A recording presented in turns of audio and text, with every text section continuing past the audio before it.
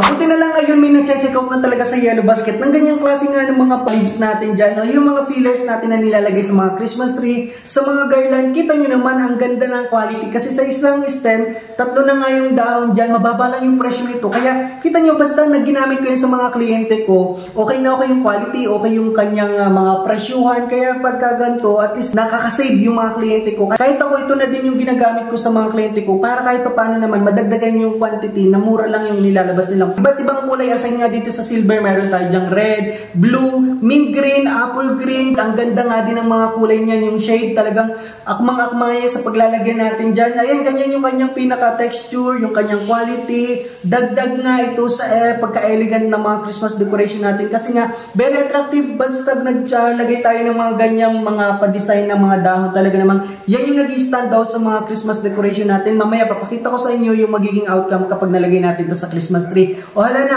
check out ka na dyan habang available pa yung complete colors. Check nyo na lang yung presyo, maaaring magbago yung presyo, maaaring magtaas. Or kung makakita mo dyan na naka-plus sale, check out mo na habang mura pa.